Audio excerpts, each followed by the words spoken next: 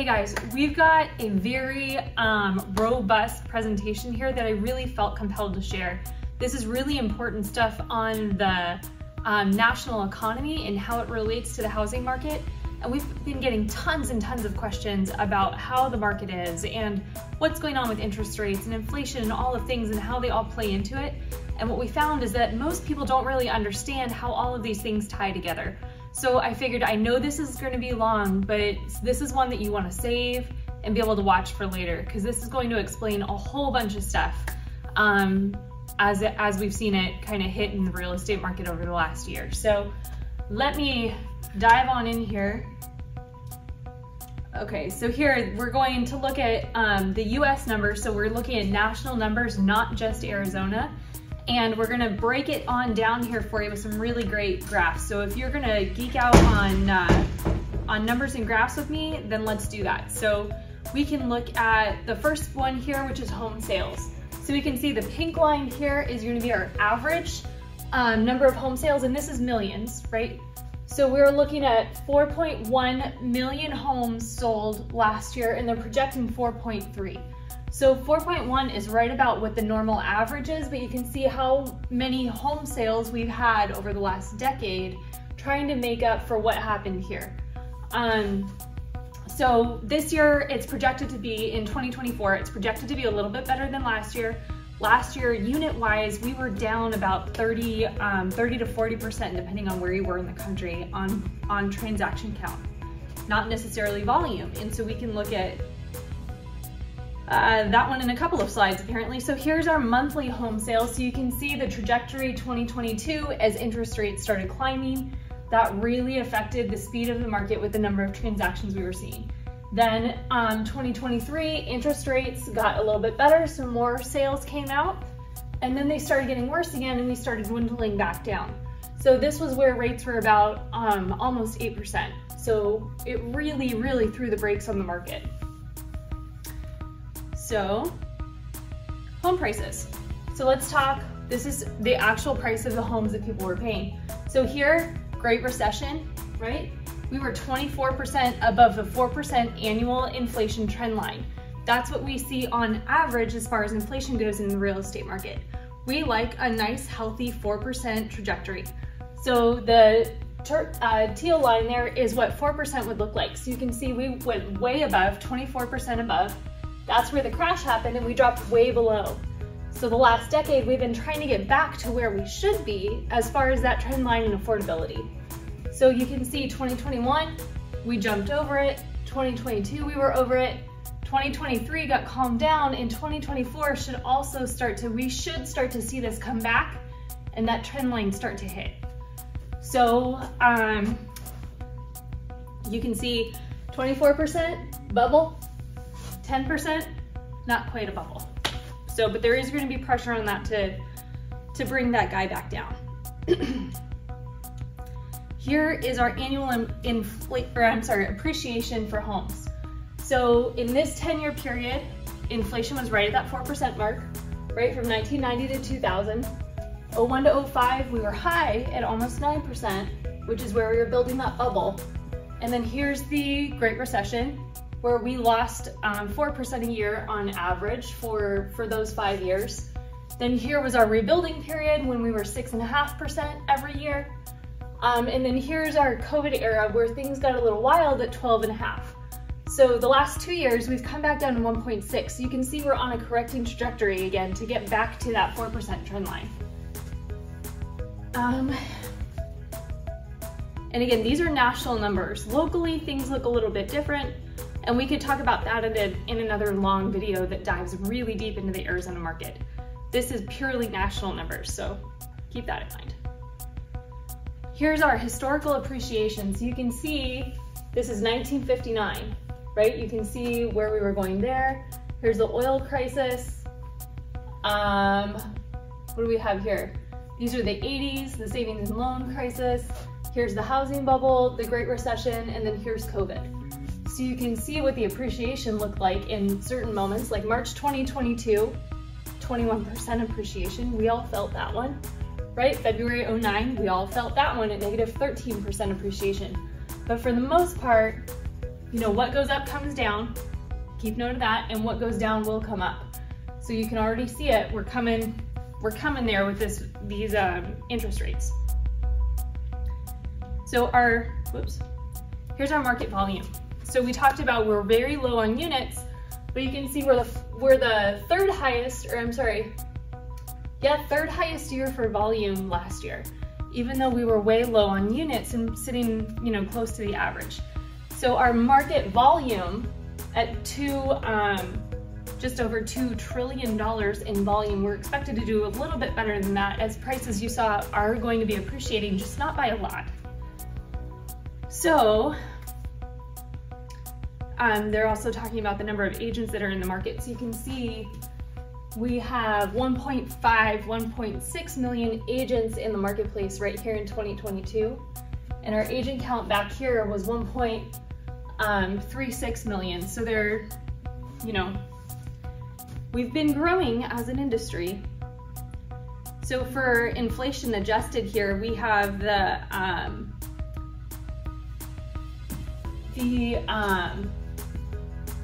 what are we talking about in this one? Oh, we've got this stuff put on there. We don't need to dive into that. It's pretty much the same graph. So here's our inventory. When we were talking about high appreciation and kind of this was high appreciation at 9%. Here's our normal inventory is right about 4 months. Then in the Great Recession, our inventory started to build as those foreclosures and short sales were coming on the market and nobody was there to buy them. And it hung way above normal. And then in the last 10 years in our recovery period, we've been in a seller's market. So seller's market, when we see it nationally, is anything below 4 months. So we're hovering right there. COVID dropped that down drastically, and it has been climbing back up. So we'll see how high it gets, but we have such a shortage of supply in the market. There's just nothing for people to buy. So that is part of our challenge. And we'll get into interest rates a little bit, but or right now. So mortgage rates, we can see in the 70s, the average, if you'll look back for the last, 50 years, has been 7.74%. So remember that number, because that's about where we are we at 7 right now? We're at 7% right now, but 7.74 was about where we were in November. And we've been kind of hovering right about 7, and we'll talk a little bit more about some of that stuff as it relates to inflation. So in the last 30 years or so, we've been on an average about 6. So when we start pushing, you know, rates up, nobody remembers this, because look how low rates have been for the last, what is this, 09? So for the last 15 years. We haven't seen rates above this 5% mark. So, but if we look back a little bit further and we have a slightly better memory, this is pretty typical, right? These are not bad interest rates when we're talking about a high of 17%. So we just need a little bit of perspective as we look into this. This is unrealistic as an expectation. Right in here somewhere is where they should level out. So we'll start to see what that looks like in a little bit here. So there, in October, you can see we were pushing pretty dang close to 8. And we came down about a point in January, and we saw a little bit of a market boost there, and then rates have climbed back up to 7. Here, at least in Phoenix, 7 is a hard line that nobody really wants to flirt with. So as rates start pushing up to 7, buyers start ducking out. As they come back below about 6 3/4, they start popping back out of the woodwork, and our demand gets better. So we're kind of in this very, very, very touchy moment in time here, trying to navigate these interest rates. Treasury spend. So this is where our historical average is for the Treasury. I believe these are bonds. So the Treasury bonds, so 2.8, we're very, very high on that Treasury note. This is what people or the government is using to try to slow interest rates down. They're making money more expensive so that the economy slows. So what they want to do is slow down the inflation rates, get our GDP back down, get everything really where they like it, and I believe it's right about a 2% line. And we are way high. So as that starts to kind of hopefully come back down, we do have room here between what it should be and where it is to bring that back down. And interest rates are actually tied to the bond market and not the Fed. So here's a little bit on affordability. So our recent history average, things have been super, super affordable, below 20% at 18, 17%. So that means that 20% of your income went to your housing costs, right, in 2020. Now in 2023, that's grown up to 32%. They like it around this average of 27. So we're a little bit high on our affordability measure as a national number. Here, I do believe it's just a touch higher than that, even in Arizona, but they don't like that number creeping up. And this is a direct relation to the interest rate and the cost of getting a rental. So those are where those numbers kind of come from. So this is P&I. When you see the PCE or the PCI, those are rental numbers that they use, not mortgage numbers. So when we're talking mortgage numbers, this is why as those interest rates go up, less people can qualify, which means there's fewer buyers, which means we're in this endless cycle. So when we start, and it's modern, we start talking about the US economy, this is kind of the driving rate to where we see a lot of the real estate market catalysts start to come in as to like how our market goes.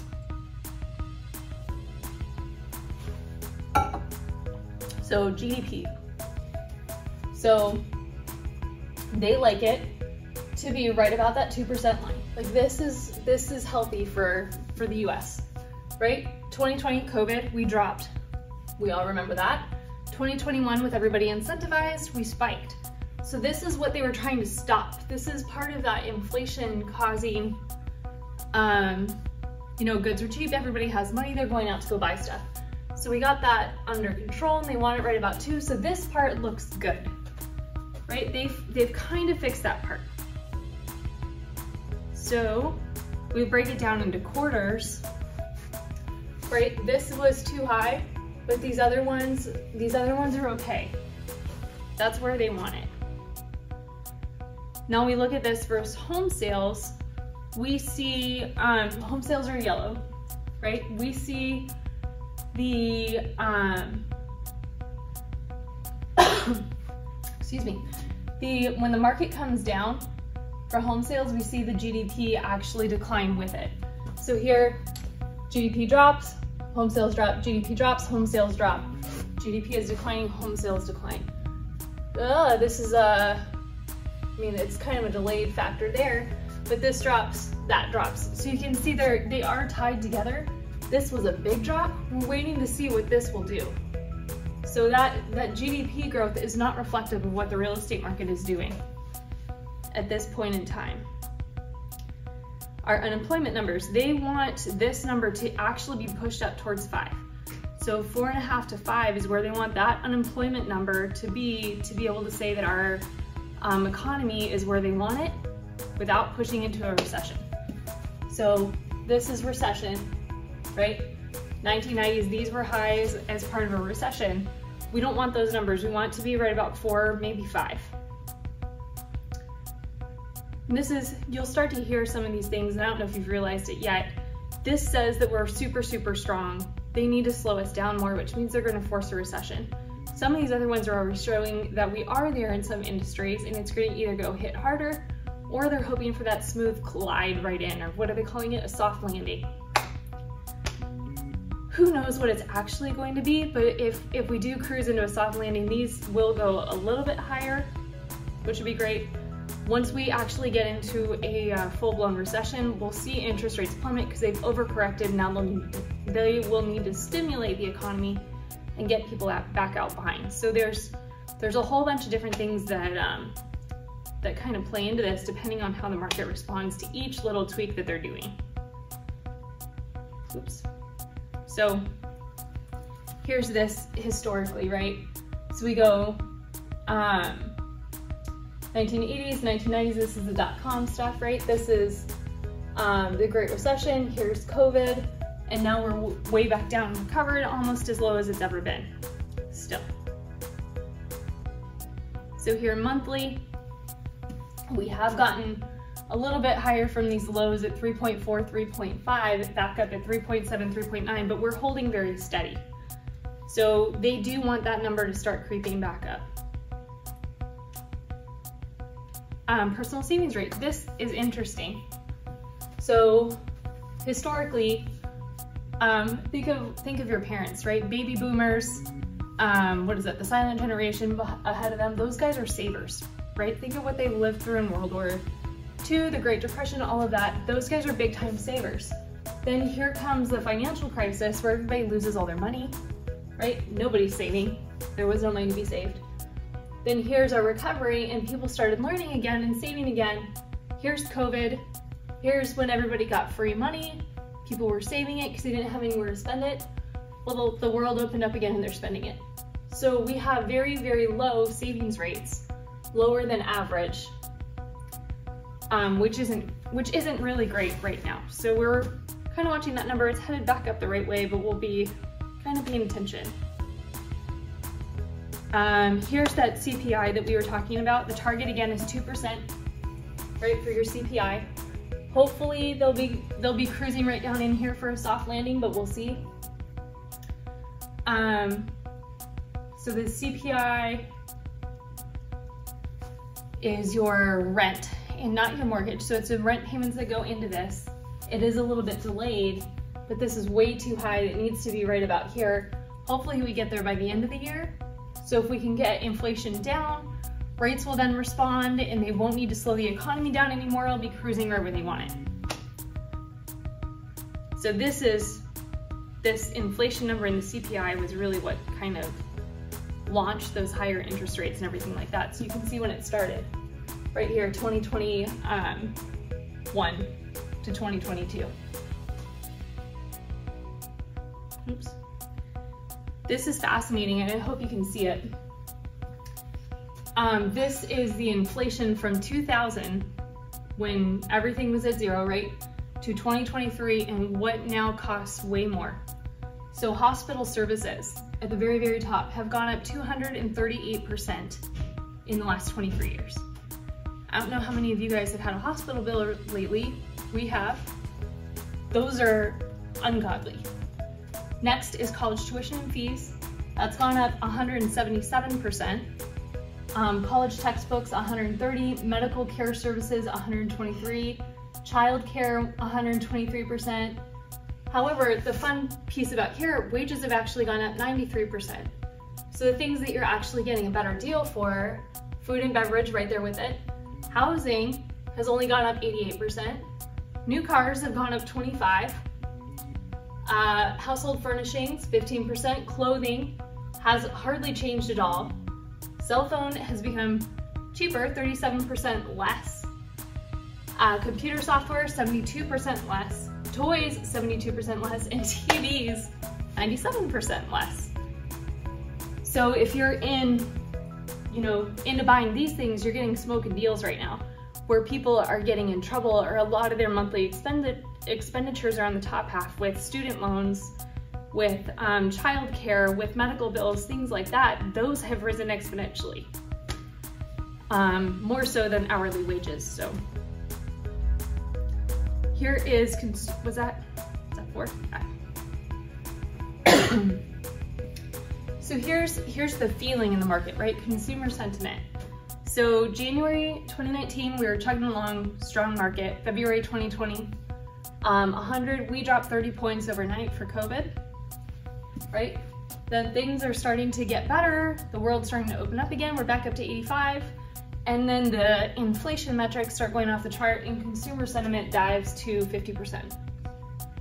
Okay, now we're just trying to figure our way back up, but consumer sentiment actually, fascinatingly, is back at almost 80% right now.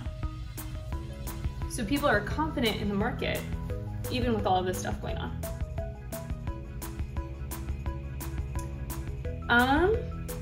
Some of this stuff is more realtor stuff, but we'll go through it pretty quickly because some of it I think is relevant. So just so you guys know, the average agent in the market right here sold 5 houses last year. This is average. So this isn't even a decently good one. This is just average. So if you're looking to do any real estate, you know, in the next little bit, do you want somebody that maybe sold one house every 3 months, 2 to 3 months, or do you want somebody that sells multiple houses every month to be able to guide you on this kind of roller coaster with these interest rates and stuff? So food for thought. You can see about 2000, that got as high as almost a little over 1 per month. That looks about the highest.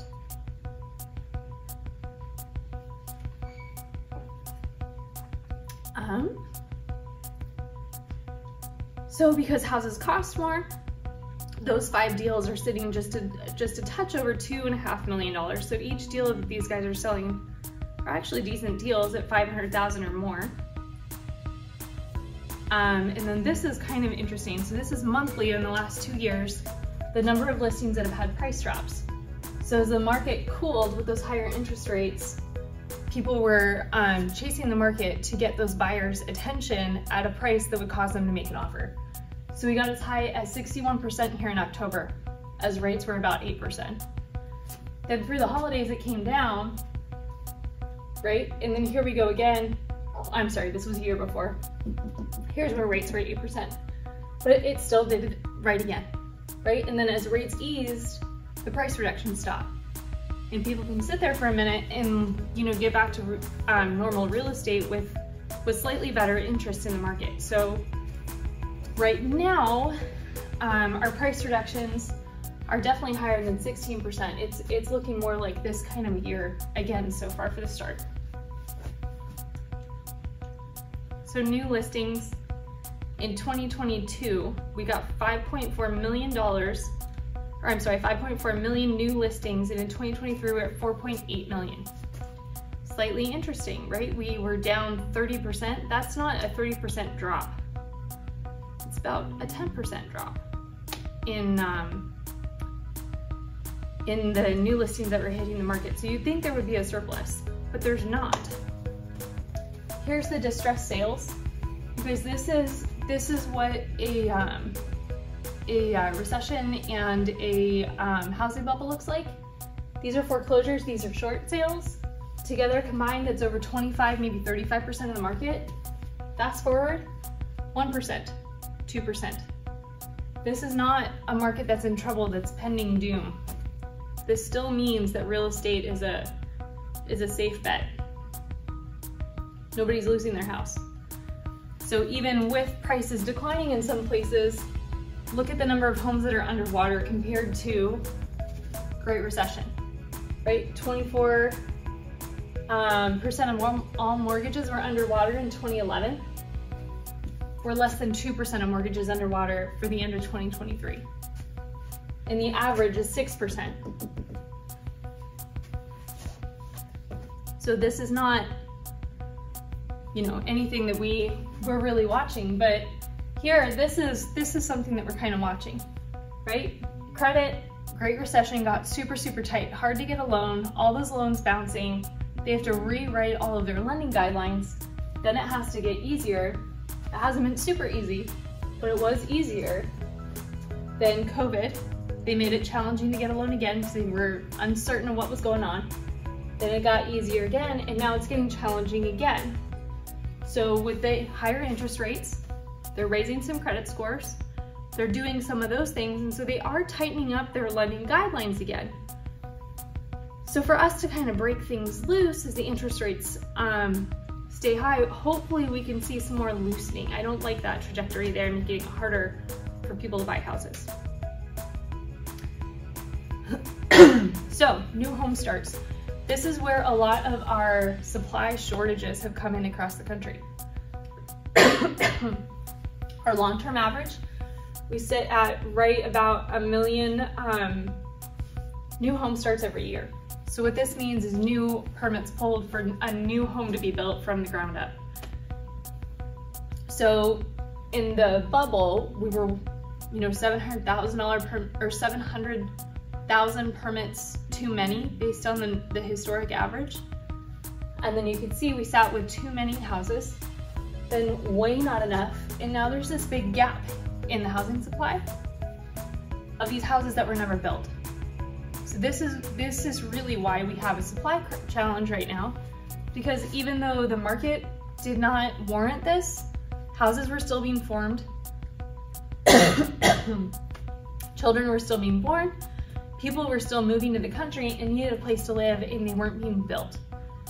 So these houses that should have been built and now weren't are the ones that are getting fought over in these markets with multiple offers, low supply, increasing prices. You can start to see how all of this is tied together. So we had about 3 years here where builders were happy, they're pulling permits like crazy, and we're right on trend. 991,000, just a touch above 1 million, and this was at 1.1. So not drastic. It might feel locally like builders are off the charts, there's new homes everywhere, but this is what we need. And then this year for 2023, we're just a touch below normal, even with all of that stuff going on. So it'll be interesting to see. Here new builds are actually doing better sales numbers than resale as far as percentages go. So we'll see if they stay on that same trend. Oops, I'm going the wrong way. So here, these are ones that are actually new homes in subdivisions actually going to market and going to go be sold. So some of those are just like, I'm building my own custom house that's never actually going to go to market. These ones are actually going to go to market. So that number then is 650,000 homes a year. We were double that in 05. And you can see we're a little high in 2020, and then we've been right here, right on trend here for the last few years, but we still have this big gap that we need to build up and make better. Student loan debt, right? A lot of debt, just in general, but student loans is the blue one. So 20 years ago, $400 billion, right? Now we are up to $1.6 trillion. That's quite a rise in student loans. Goes back to the inflation measure on tuition costs. With those costs skyrocketing 175%, or I think that was the right number, 175% higher than the inflation trajectory that they were a couple years ago. This is the end result. People have more student loan debt, which is then impacting their affordability measures. So other consumer debt, we went from 1.9 trillion to 3.1 trillion. So just debt in general is growing. So here again, household debt service ratio. We're at 11.8 total in 2000. We have come down at 9.7. And this is in relation to your income. So as income grows, that number kind of can change a little bit. But we've been holding steady right about 10% of your income goes to debt, with 4% of that on the end here going to your student loans. So when you put it in perspective for this, it doesn't actually look too bad, right? When we started out at 6%, now we're down to 4%. It's still a lot of money. So the risk factors that we're watching for 2024, we do have a presidential election, which they try to, make it look like their 4 years have been the grandest for the country, and they will incentivize things so that the country looks better numbers wise than it might actually be. So we should see those interest rates dip so that people feel like things are getting better, whether or not they are or not.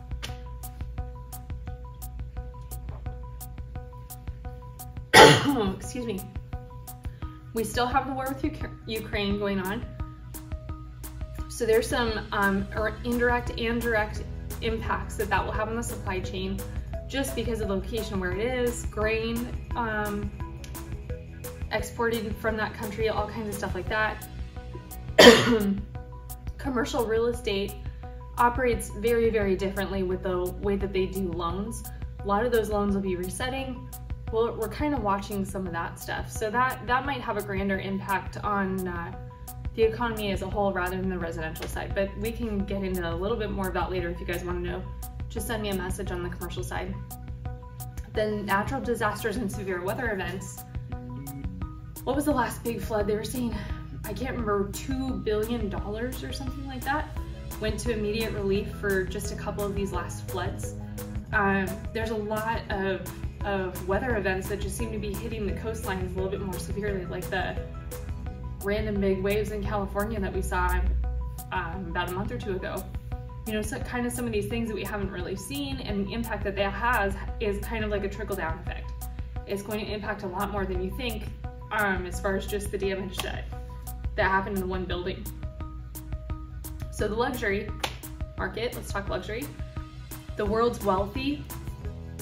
There are, and this only goes through 2022, but there's 7.4 million high net worth individuals in North America.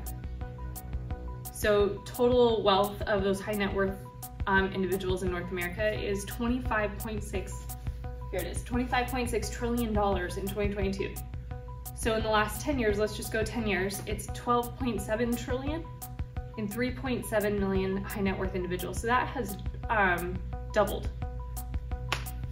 in both counts. So the interesting part here in 2022, where's their real estate? These high net worth individuals keep between 15 and 20% of their net worth within the real estate sector, and that stays pretty consistent. Cash can fluctuate. They've gone as low as 14, as high as 34 last year, or 2 years ago. And then fixed income, that has dropped. Stock market allocation, that has been dropping. And alternative stuff, that has dropped. And they've put more into cash or real estate in the last little bit. They've been pretty steady there. So interesting. The luxury market, you can see the cycle. It's pretty typical, right? January, dips, January, dips. So this is the non-luxury side, the lighter one, and then the darker one is the luxury side. But you can see they operate, you know, a little bit, it takes a little bit longer to sell those high dollar homes. Not by a lot, maybe 15 days or so. Oops. Then these guys, I don't remember if you know or remember back to that price drop graph earlier from the non-luxury ones. Luxury does not have as many price adjustments. So, you know, 15 to 20% is pretty normal to see that market drop prices. We were seeing anywhere between like 15 to almost 60% of listings have price drops across the board. So this is a lot more steady and consistent. Oh, and I was thinking I had a little bit more. So that was our last slide. So I know this was long, but I hope it puts into perspective some of these different things with inflation and CPI and interest rates and the bond market and the real estate aspect, so that you can kind of understand, or at least begin to understand, more of what the economic picture is for the country. So if you have any other questions that relates to specific stuff here in Arizona, let me know. Happy to be that resource for you. There'll be all the info on how to get a hold of me here just below or on the page that you found this. So reach out. Any questions, of course, happy to help.